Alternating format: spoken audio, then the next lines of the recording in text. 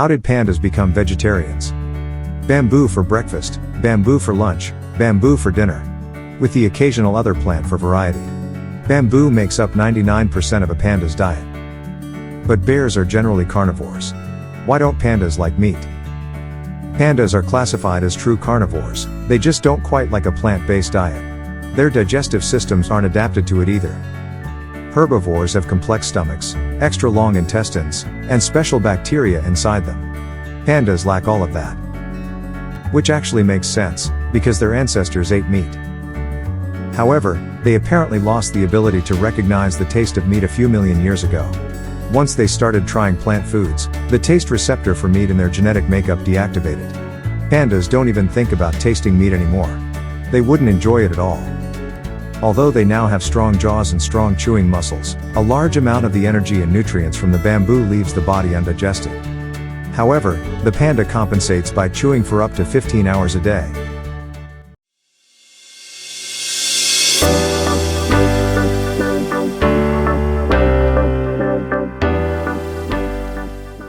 Is pumpkin a fruit or a vegetable? Although it may seem like a task for young children, sorting crops into fruits and vegetables is not easy. Sooner or later, you will come across a dubious candidate. And what about pumpkins, where does they belong? Although we find them in the vegetable aisle of stores and are also treated as vegetables, from a botanical point of view, pumpkins are more like fruits. They meet the definition of a plant fruit that contains seeds. Strictly speaking, they would be classified as berries, such as blueberries, currants or grapes. With vegetables, we usually eat other parts of the plant, leaves, roots, tubers, bulbs or flowers, but pumpkins could end up being an exception. They also belong to the Cucurbitaceae family, for example, together with zucchini, where the fruits are also eaten and are called fruit vegetables. So whether you classify pumpkin as a fruit or a vegetable, you won't be wrong in either case.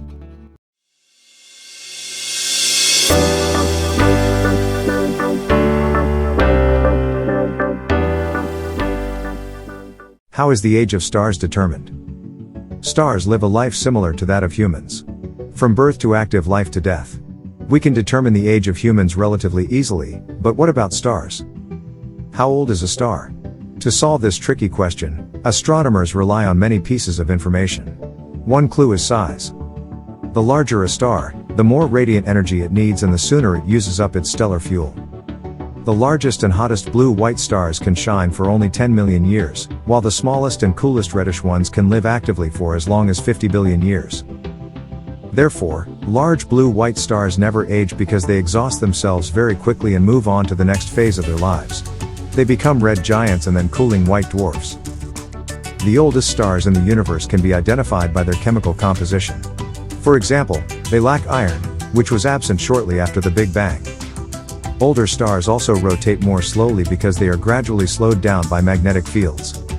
The age of a star is always an estimate, and in the vastness of the universe, a few million years doesn't really matter.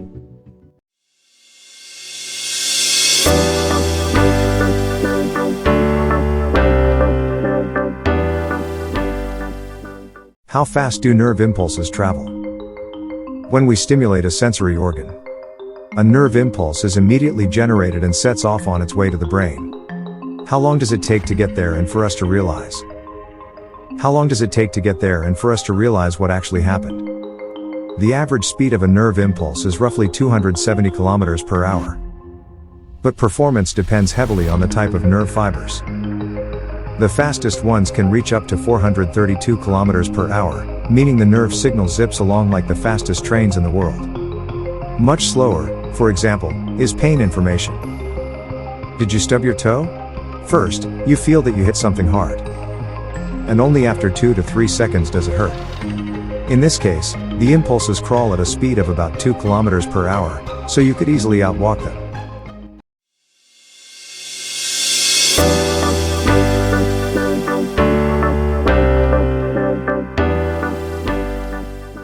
Why don't dishwashers have a window? A washing machine, at least the front-loading kind, has a window through which you can observe the entire process. The same goes for a dryer, an oven, or a microwave. Only the dishwasher mysteriously lacks a window. Let's start from the other side. Why does a washing machine have a window? Maybe it goes back to the days of hand washing, when a washerwoman needed to see the laundry. Is it still dirty? Should she add water or soap? Even after an automatic machine took over the responsibility, women simply like to have everything under control. And last but not least, the big hole in the front saves material. With dishwashers, it's a bit different. A glass window revealing dirty dishes wouldn't look too good next to the kitchen counter. What's more, some components need to be built into the door to save space. And in the end, you wouldn't actually see anything inside. The entire time, only hot water is spraying from a rapidly rotating arm, and any potential window would just be fogged up.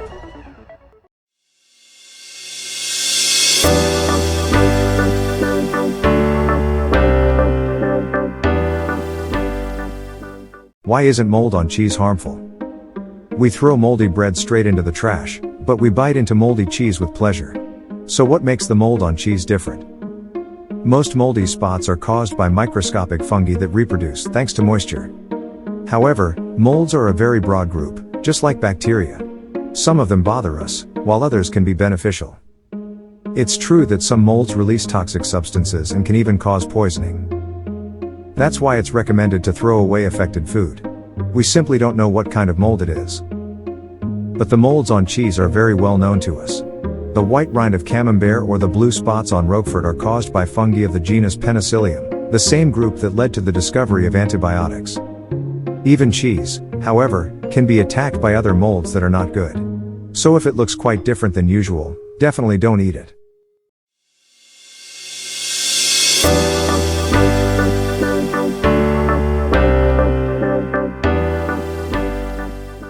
What makes laundry dried in the sun smell good? Some people swear by the dryer, while others prefer to keep hanging clothes outside on a line. Especially when the sun is shining, because then the laundry smells so wonderful. But why is that, when sunlight itself has no smell? A few years ago, scientists in Copenhagen decided to get to the bottom of this strange mystery and started doing laundry. They washed towels made of 100% cotton using only water, so the result wouldn't be affected by the scent of detergent, and then hung them in 3 different places. On a balcony in the sun, outside in the shade, and inside a room. When the laundry dried and it was time for odor analysis devices, the towels dried in the sun really did release the most fragrant compounds. Of course, an explanation followed. Fragrant substances, aldehydes and ketones, are created by chemical reactions triggered by ultraviolet radiation. For the same reason, not only laundry, but whole outdoor surfaces smell of sunshine. Unless we're in a city, where other odors may drown out what little is left of the sun's scent.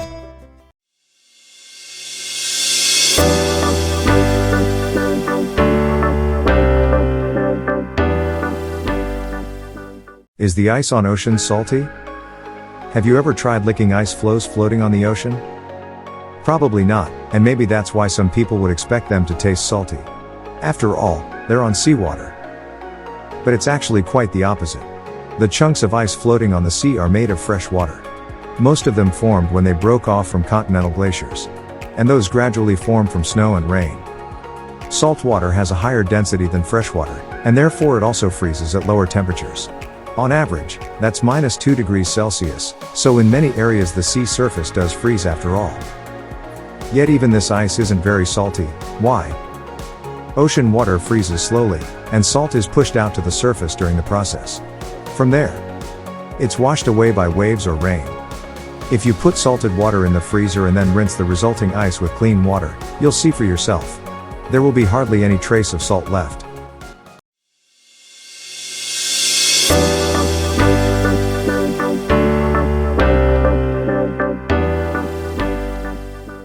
Can ice cream really give us headaches? Do you also crave ice cream? As soon as you get your hands on a cone, you quickly gobble it down? But along with the desired refreshment comes an unpleasant bonus. Your head starts to hurt like crazy. Is it the delicacy's fault? Yes, it can happen after eating ice cream. According to one explanation, the cold cools the frontal sinuses too quickly during consumption, which irritates the pain receptors. Or it could be caused by blood vessels in the roof of the mouth and back of the mouth that constrict and then dilate again when they come into contact with the icy substance. This rapid reaction affects the trigeminal nerve, which is responsible for sensitivity in parts of the head and face. It sends a signal to the brain, and the result is a sudden migraine. Of course, not always. Some people can eat pounds of ice cream and not feel anything. It seems that those who suffer from headaches more often are at greater risk. And how can we prevent this so that we can enjoy the frozen treat without consequences? Experts recommend either eating very slowly or trying to protect the palate with your tongue.